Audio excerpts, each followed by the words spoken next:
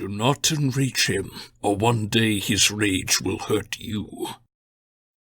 With these words he vanished. Acknowledging the edict sent from Zeus, the goddess went to find Odysseus. She found him on the shore. His eyes were always tearful. He wept sweet life away, in longing to go back home, since she no longer pleased him.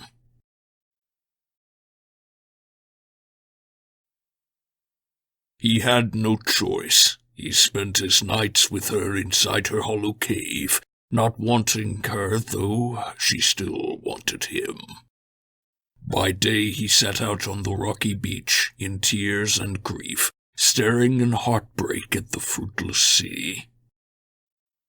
The goddess stood by him and said, "Poor man, stop grieving, please.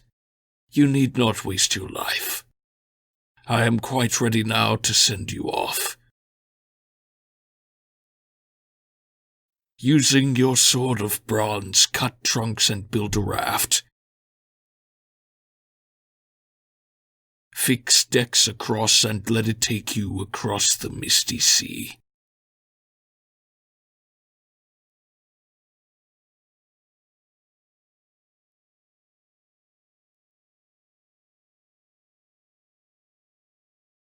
"I will provide water, red wine, and food to stop your starving, and I will give you clothes.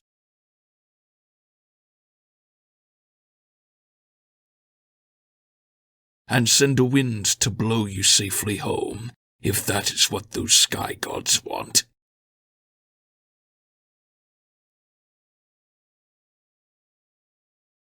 "They are more powerful than me. They get their way."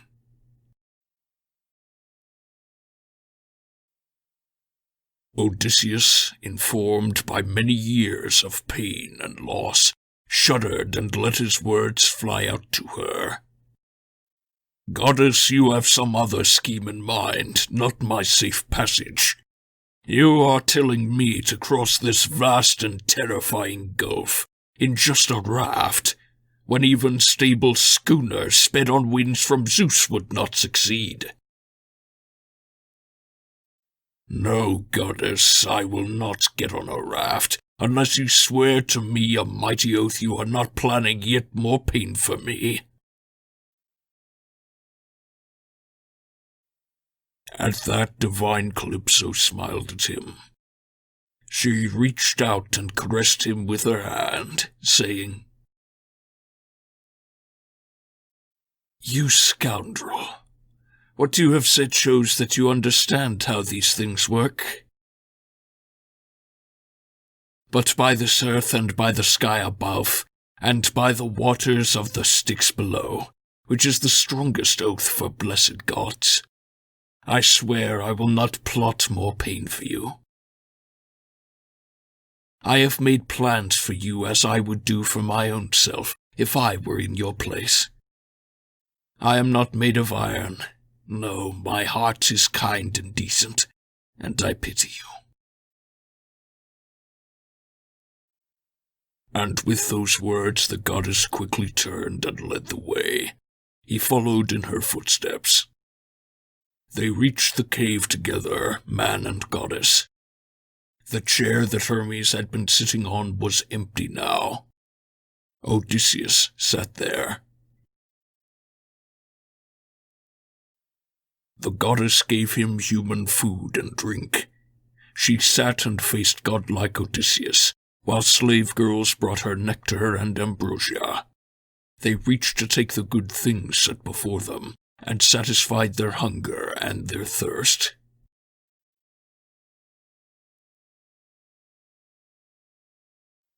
The goddess queen began, "Odysseus, son of Laertes, blessed by Zeus, your plans are always changing. Do you really want to go back to that home you love so much? Well then, goodbye. But if you understood how glutted you will be with suffering before you reach your home, you would stay here with me and be immortal." though you might still wish to see that wife you always pine for. And anyway, I know my body is better than hers is. I am taller, too. Mortals can never rival the immortals in beauty. So Odysseus, with tact, said, "Do not be enraged at me, great goddess. You are quite right. I know my modest wife Penelope could never match your beauty. She is human. You are deathless, ageless. But even so, I want to go back home, and every day I hope that day will come. If some god strikes me on the wine-dark sea, I will endure it. By now I am used to suffering. I have gone through so much, at sea and in the war. Let this come too."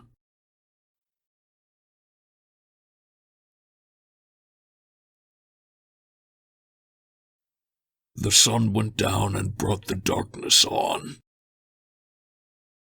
They went inside their hollow cave and took the pleasure of their love, held close together.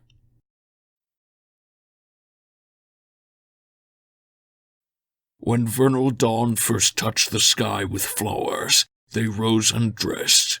Odysseus put on his cloak and tunic, and Calypso wore her fine long robe of silver.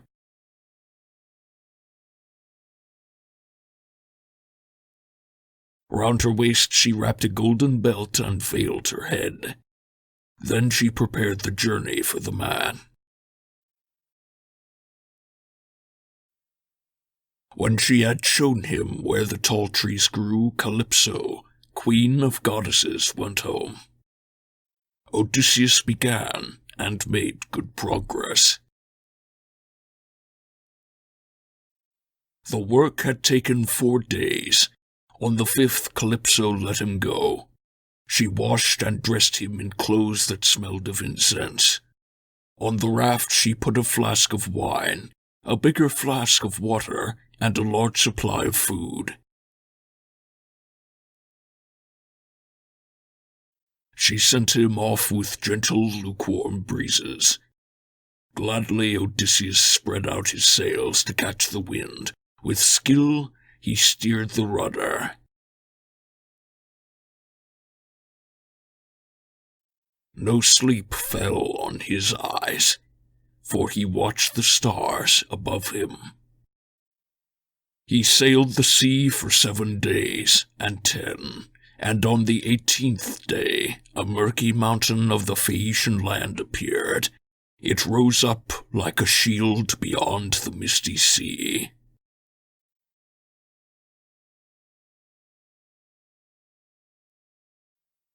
Returning from the Ethiopians and pausing on Mount Solyma, Poseidon, master of earthquakes, saw the distant raft.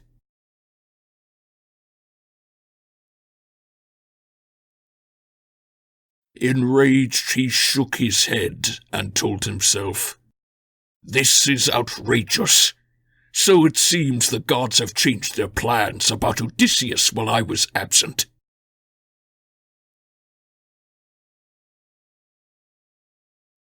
He has almost reached Phaeacia, where it is his destiny to flee the rope of pain that binds him now.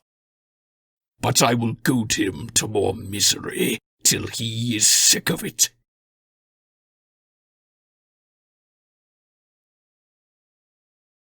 He gathered up the clouds and seized his trident, and stirred round the sea and roused the gusts of every wind, and covered earth and sea with fog.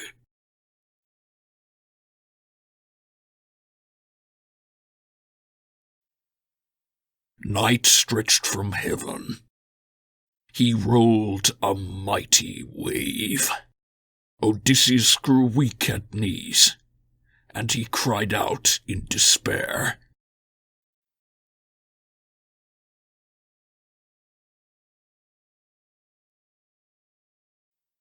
More pain? How will it end?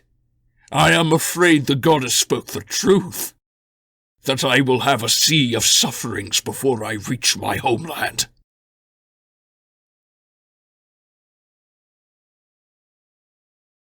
It is coming true.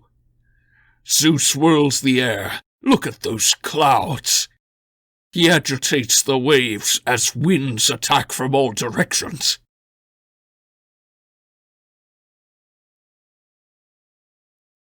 I can hold on to only one thing: certain death.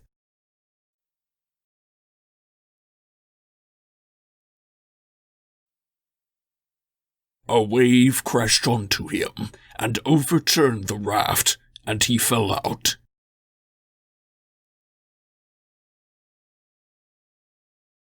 The rudder slipped out of his hands. The winds blew all directions, and one enormous gust snapped off the mast.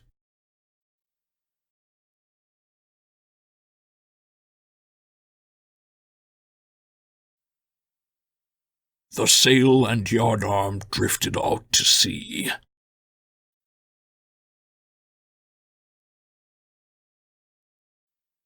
Then, for a long time, rushing, crashing waves kept him submerged. He could not reach the surface.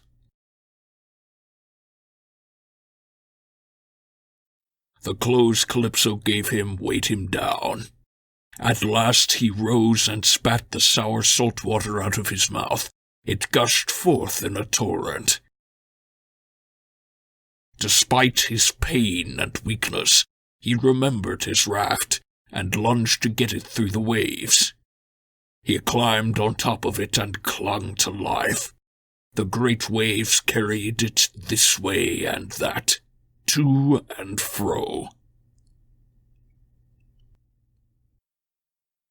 But stepping softly, Ino, the white goddess, Cadmus's child, once human-voiced, now honored with the gods in salty depths, noticed that he was suffering and lost, with pity.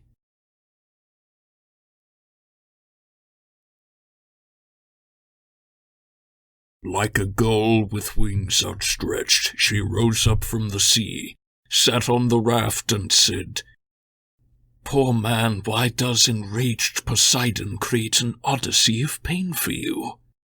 But his hostility will not destroy you. You seem intelligent. Do as I say. Strip off your clothes and leave the raft behind for winds to take away.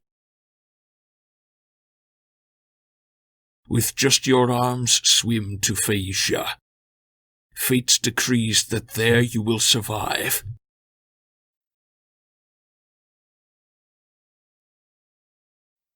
Here, take my scarf and tie it under your chest.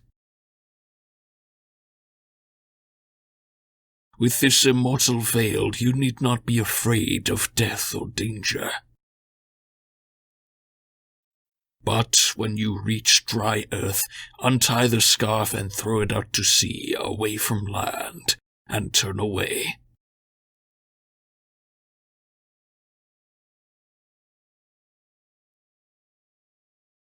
With that, the goddess gave it, and plunged back down inside the surging sea, just like a gull.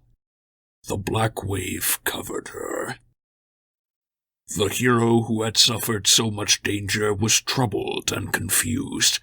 He asked himself, "Some deity has said to leave the raft, but what if gods are weaving tricks again? I will not trust her yet. With my own eyes I saw the land she said I should escape to, and it is far away. I will do this. As long as these wood timbers hold together, I will hang on, however hard it is."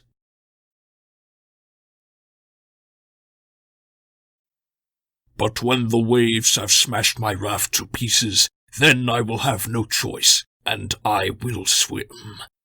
While he was thinking this, the lord of earthquakes, Poseidon, roused a huge and dreadful wave that arched above his head. he hurled it at him. The raft's long timbers were flung apart.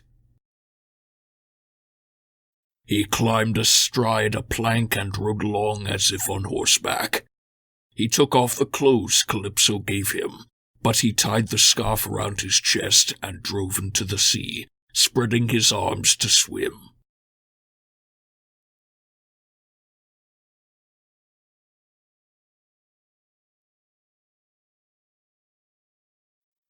The Lord of Earthquake saw him and nodded, muttering, "At last you are in pain.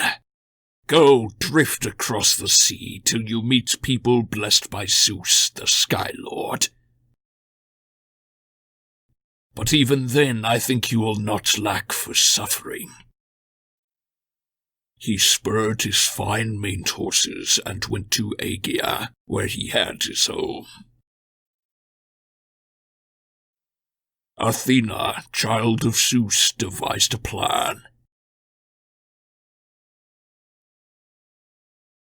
She blocked the path of all other winds, told them to cease and made them go to sleep, but roused swift Boreas and smoothed the waves in front of him, so that Odysseus could reach Phaeacia and escape from death.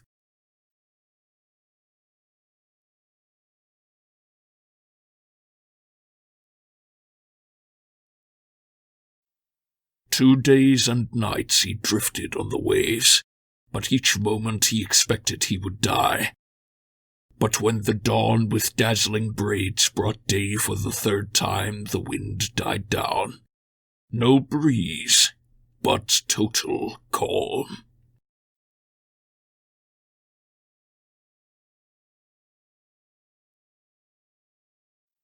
As he was lifted up by an enormous wave, he scanned around and saw the shore nearby.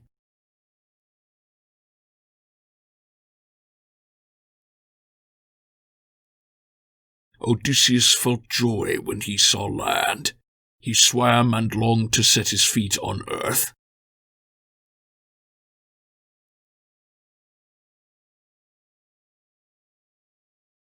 But as he neared, he realized the waves were too rough. They would smash him mercilessly against the rocks, hurting and killing him. Odysseus prayed to any god to protect him, to allow his safe passage. The river god, hearing him, restrained the waves and made them calm. He brought him safe into the river mouth. His legs cramped up, the sea had broken him. His swollen body gushed brine from mouth and nostrils. There he lay, winded and silent, hardly fit to move.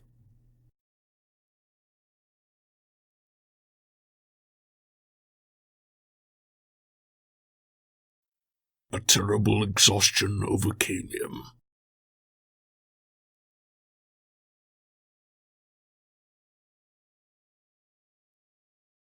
When he could breathe and think again, he took the goddess's scarf off and let it go into the river flowing to the sea. Strong currents swept it down, and Ino's hands took it. He crawled on land and crouched beside the reeds and bent to kiss life-giving earth.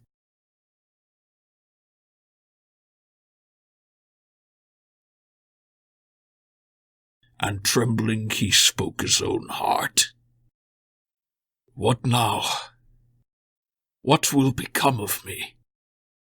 If I stay up all wretched night beside this river, the cruel frost and gentle dew together may finish me. My life is thin with weakness."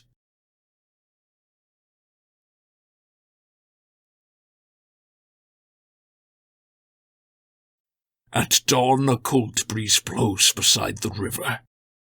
But if I climb the slope to those dark woods to go rest in that thick undergrowth, letting sweet sleep take hold of me, and losing my cold and weariness, wild beasts may find me and treat me as their prey.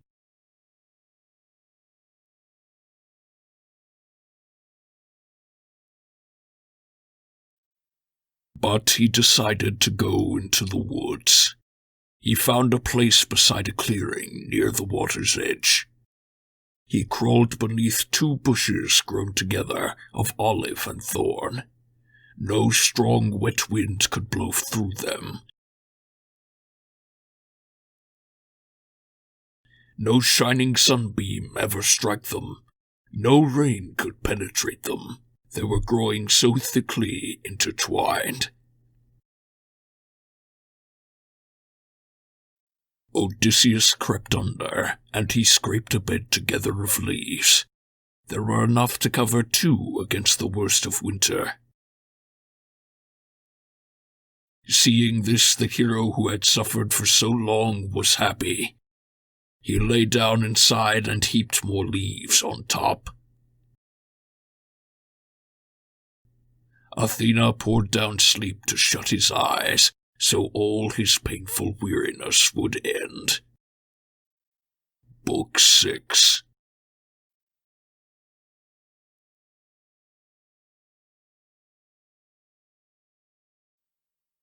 Meanwhile, Athena went to Scheria, where Alcinous, who has God-given wisdom, ruled.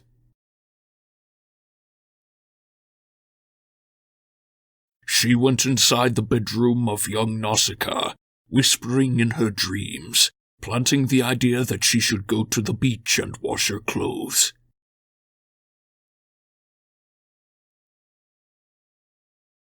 When Nausicaa awoke, she asked her parents' permission, which was granted, and a wagon and lunch were prepared.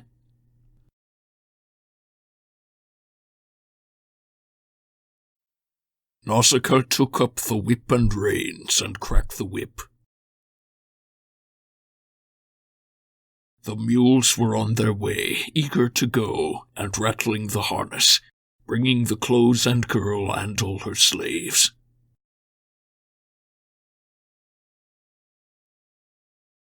They reached the lovely river where the pools are always full. The water flows in streams and bubbles up from underneath, to wash even the dirtiest of laundry. There they freed the mules and drove them to the river to graze on honeyed grass beside the stream. The girls brought out the laundry from the cart and brought it to the washing pools and trod it, competing with each other. When the dirt was gone, they spread the clothes along the shore, where salt sea washes pebbles to the beach. They bathed and rubbed themselves with olive oil.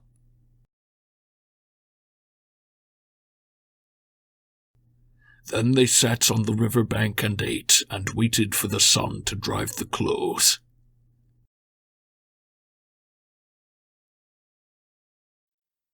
But when they finished eating, they took off their headscarves to play ball. The white-armed princess led them in play.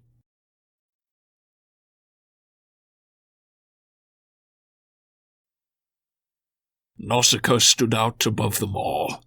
But when the girl was thinking she should head home and yoke the mules, the pack the laundry up again. Athena's eyes flashed bright. Odysseus must wake up, see the pretty girl, and have an escort to the town of the Phaeacians.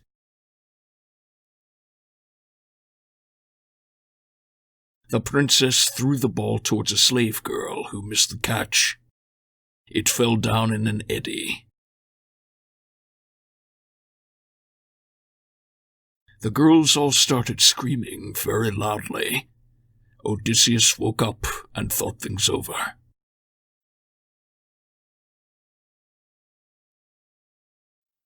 What is this country I have come to now?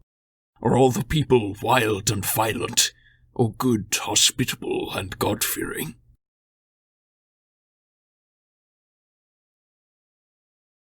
I heard the sound of female voices.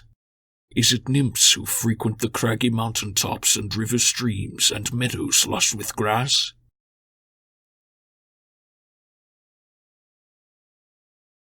Or could this noise I hear be human voices? I have to try and find out who they are.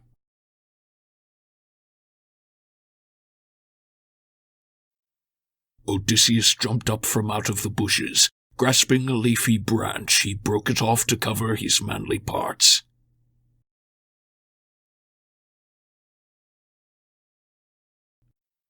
Need impelled Odysseus to come upon the girls with pretty hair, though he was nude.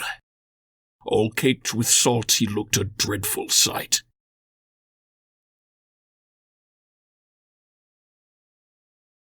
They ran along the shore quite terrified, some here, some there, but Nausicaa stayed still.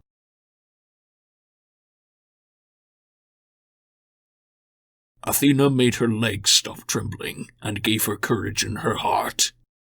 She stood there. He wondered, should he touch her knees or keep some distance and use charming words, to beg the pretty girl to show him to the town and give him clothes.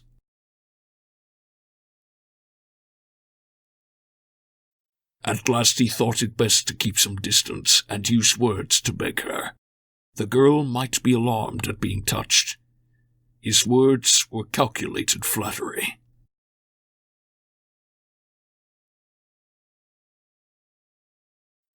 My lady, please, are you divine or human? If you are some great goddess from the sky, you look like Zeus's daughter Artemis. You are as tall and beautiful as she. But if you live on earth and are human, your mother and your father must truly be lucky.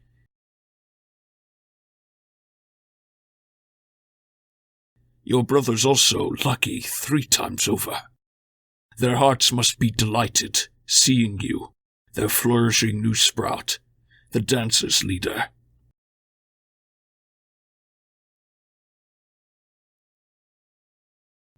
And that man will be luckiest by far, who takes you home with dowry as his bride.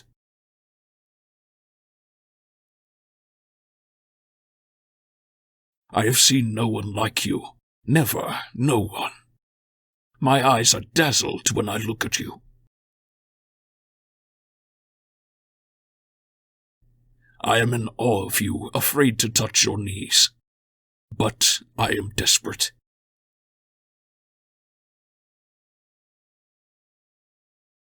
I came from Ogygia, and for 20 days storm winds and waves were driving me, adrift until yesterday some god washed me up right here, perhaps to meet more suffering.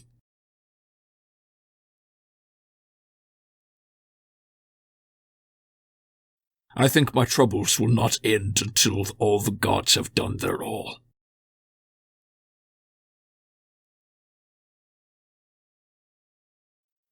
My lady, pity me.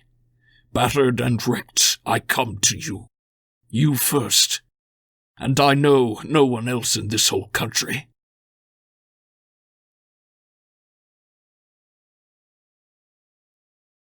Show me the town.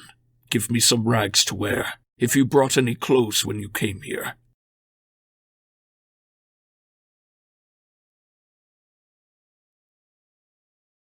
So may the gods grant all your heart's desires, a home and husband, someone like-minded.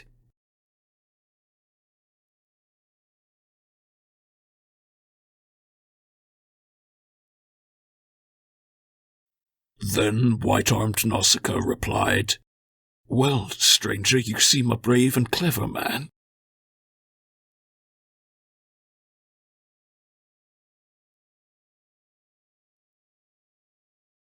You know that Zeus apportions happiness to people, to good and bad, each one as he decides.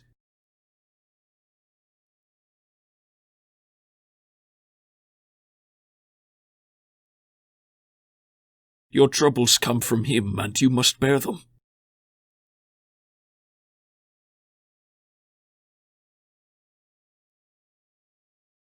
But since you have arrived here in our land, you will not lack for clothes or anything a person needs in times of desperation.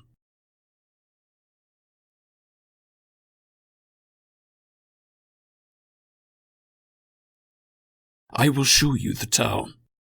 The people here are called Phaeacians, and I am the daughter of the great king Alcinous, on whom depends the strength and power of our people." And then she called her slaves with braided hair. "Wait, girls, why are you running from this man? Do you believe he is an enemy?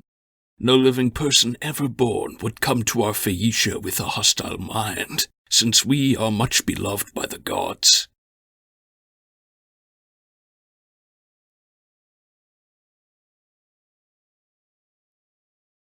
"Our island is remote, washed round by sea. We have no human contact, but this man is lost, poor thing. We must look after him."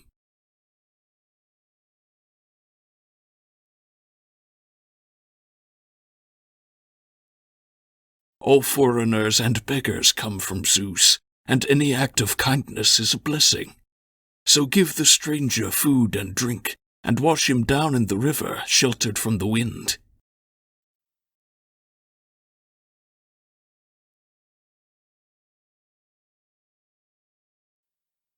Odysseus politely said, "Now, girls, wait at a distance here so I can wash my grimy back and rub myself with oil.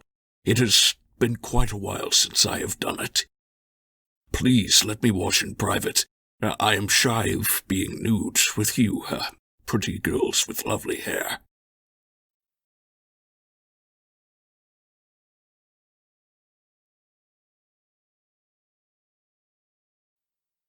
So they withdrew.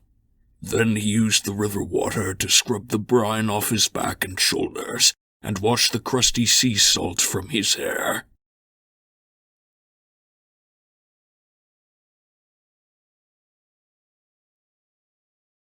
But when he was all clean and richly oiled, dressed in the clothes the young unmarried girl had given him, Athena made him look bigger and sturdier, and made his hair grow curling tendrils like a hyacinth.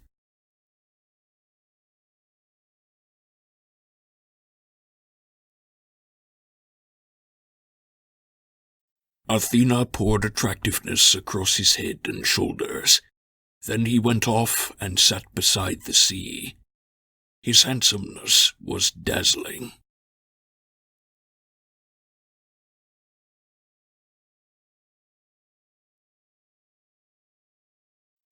The girl was shocked.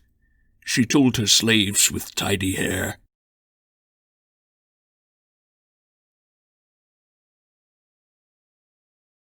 "Now listen to me, girls. The gods who live on Mount Olympus must have wished this man to come in contact with my godlike people.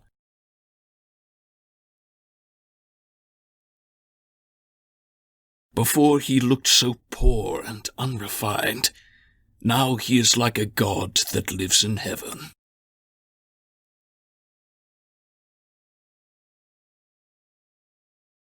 I hope I get a man like this as husband. A man that lives here and would like to stay. But girls, now give the stranger food and drink."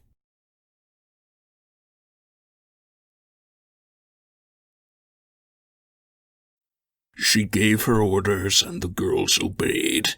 They gave Odysseus some food and drink. He wolfed the food and drank.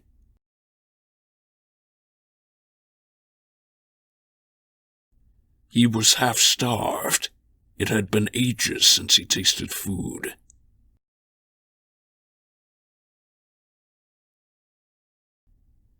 Then white-armed Nausicaa had formed a plan.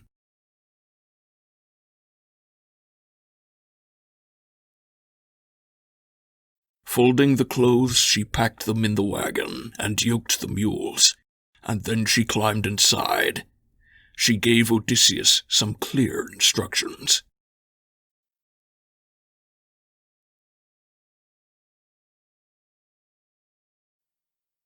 "Stranger, get ready. You must go to town, and I will have you meet the best of all our people. You seem intelligent.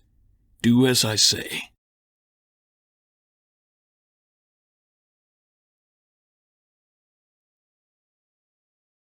While we are passing through the fields and farmlands, you have to follow quickly with the girls behind the mules, and let me lead the way. Then we will reach the lofty city wall.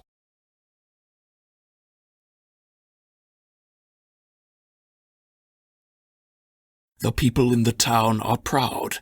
I worry that they may speak against me.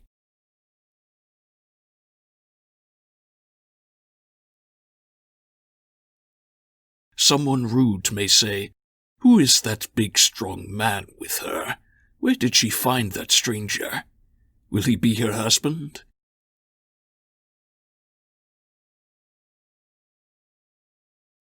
She has got him from a ship, a foreigner, since no one lives near here, or else a god. The answer to her prayers, descendant from the sky to hold her tight.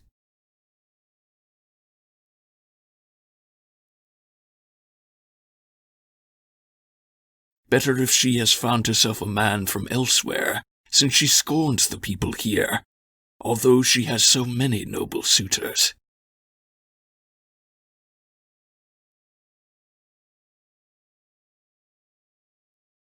So they will shame me.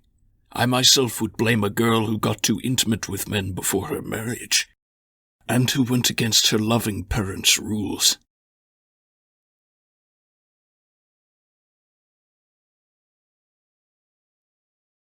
But listen, stranger. I will explain the quickest way to gain my father's help, to make your way back home.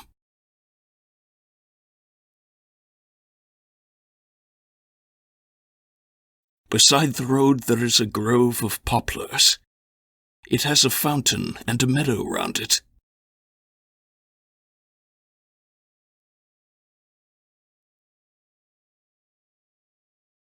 It is Athena's place, where father has his orchard and estate, as far from town as the human voice can carry.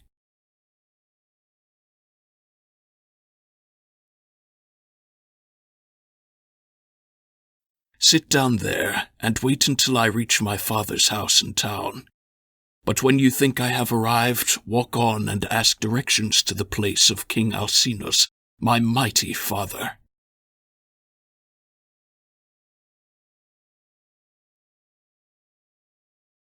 It will be very easy finding it. A tiny child could guide you there. It is unlike the other houses in Phaeacia.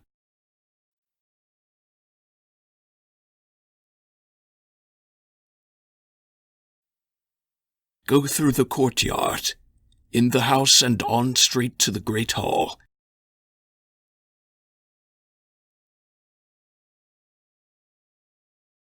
You will find my mother sitting beside the hearth by firelight, and spinning her amazing purple wool.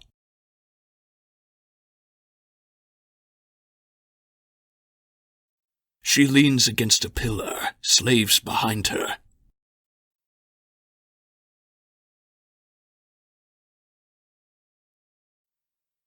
My father has a throne right next to hers.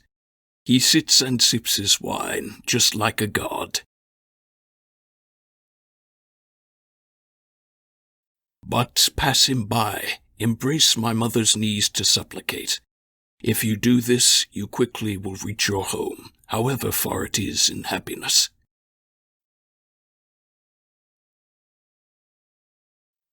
If she is good to you, and looks upon you kindly in her heart, you can be sure of getting to your house, back to your family and native land.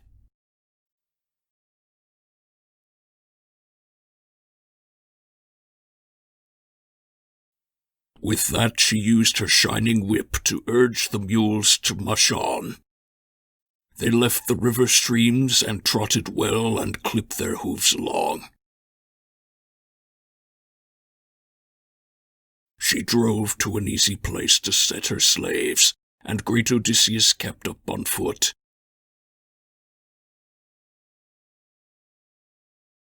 The sun was setting when they reached the grove, the famous sanctuary of Athena. Odysseus sat in it, and at once he prayed to mighty Zeus's daughter.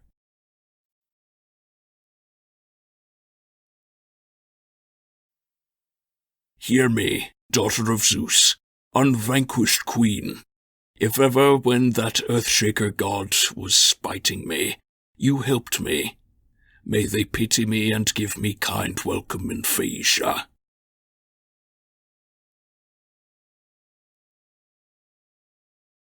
And Athena heard him, but did not yet appear to him, respecting her own uncle in his fury against Odysseus till he reached home.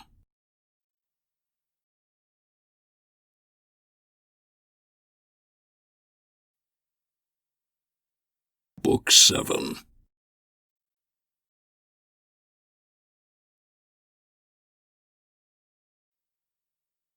He followed Nausicaa's instructions to the letter. Odysseus approached the royal house and stood there by the threshold.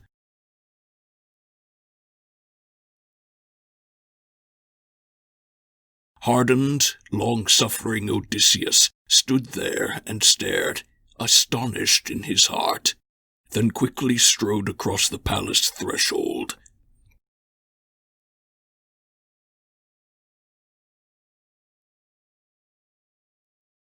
He found the lordly leaders of Phaeacia pouring drink offerings for sharp-eyed Hermes, to whom they give libations before bed.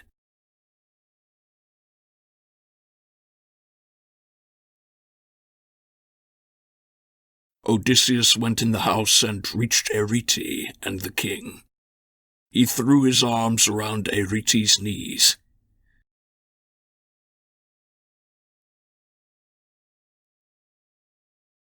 They were astonished when they saw the man, and all fell silent. Then Odysseus said,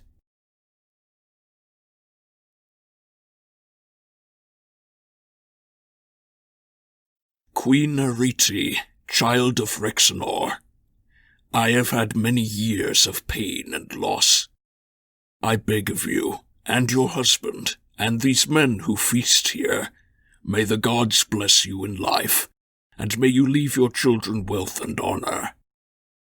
Now help me, please, to get back home, and quickly. I miss my family. I have been gone so long, it hurts. He sat down by the hearth among the ashes of the fire. Everyone remained speechless until at last Alcinous reached for Odysseus's hand and raised the many-minded hero from the ashes. He made Laodamas, his favorite son, vacate his chair so he could sit beside him. The slave girl brought him water in a pitcher of gold to wash his hands, and poured it out over a silver bowl, and fetched a table of polished wood. A humble slave brought out bread and an ample plateful of meat. Half-starved and weak, the hero ate and drank. Then Alcinous said, Listen, lords, hear what my heart commands. The feast is over. Go home, go to bed. At dawn we will call more of our best men, and host the stranger in our halls, and offer fine sacrifices to the gods.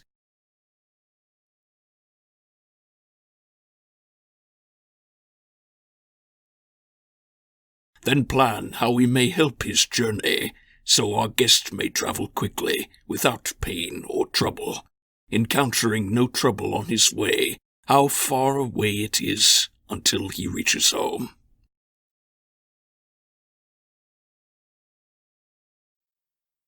They poured drinks and offerings to the gods, and drank as much as they desired, then all went home to bed.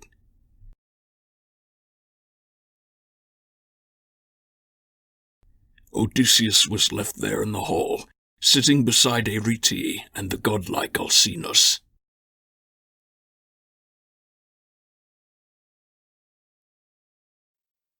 Odysseus, who had endured so much, was happy, and he prayed, O Father Zeus, may everything come true just as Alcinous has said. So may his fame burn bright forever on the earth, and may I reach home.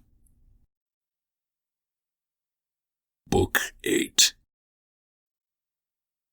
Soon early dawn was born, her fingers bloomed.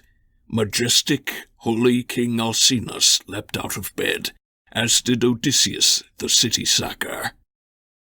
Then the blessed king, mighty Alcinous, led out his guest to the Phaeacian council by the ships.